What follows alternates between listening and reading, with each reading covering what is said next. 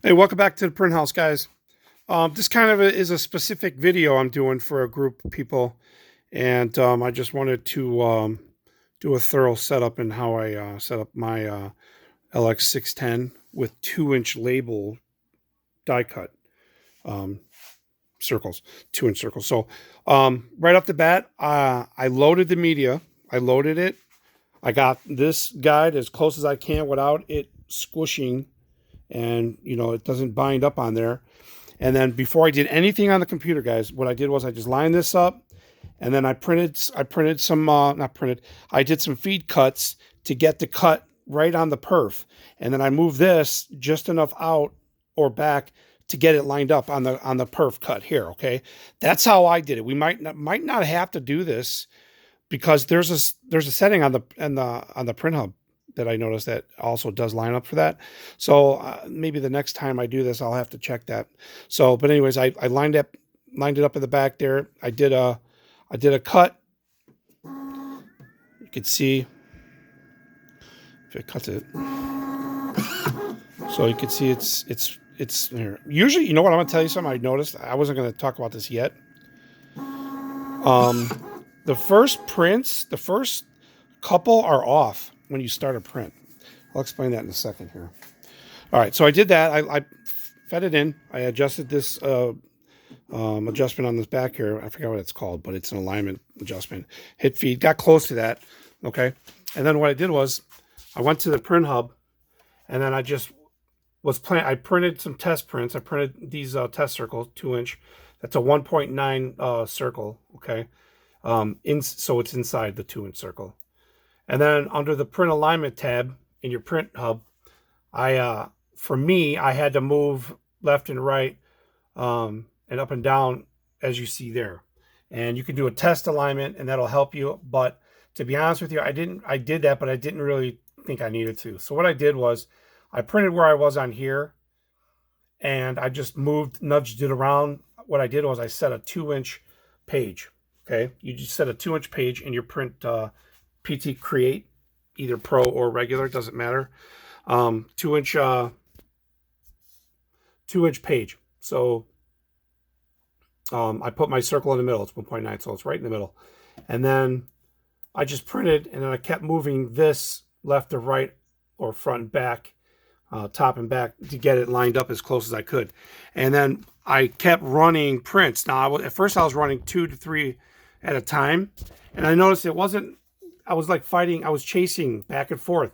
It was off a little bit, up, left, right, right. So what I did was I started doing 10. And then after about 4 or 5, they would get more consistent, but never one of them was that consistent. I mean, they were all off within like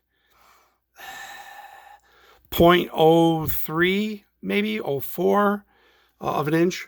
And like I said, I had to print 10 just to see the consistency, but it's for me, I've never got it perfect. Now I'm pretty sure these labels are spot on. These are from online labels.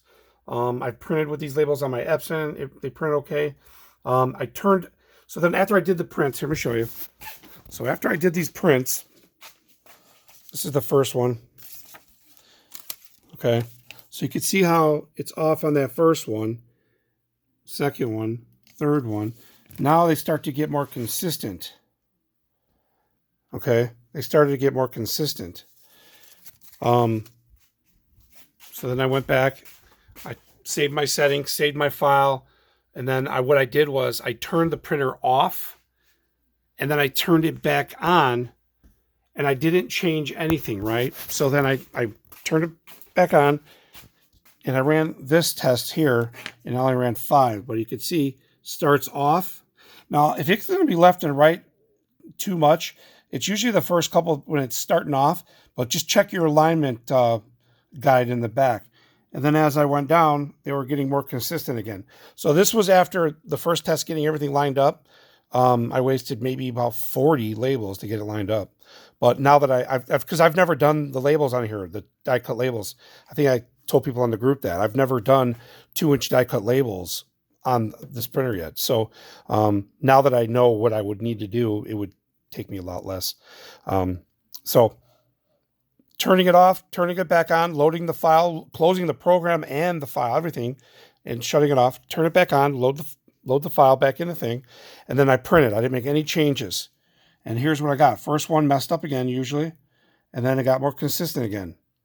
So I'm noticing every time it starts, it just has a weird startup because it scans the edge. And there's another function where it can scan every label, like every so often. I forgot how it does it, but I turned that off because I didn't like it. It was taking forever. So when you first start up, it'll usually, I think, detect that edge, and then the first ones get messed up. But as you can see, this is after turning it on, and they got more consistent. Now, is it as reliable as I would hope?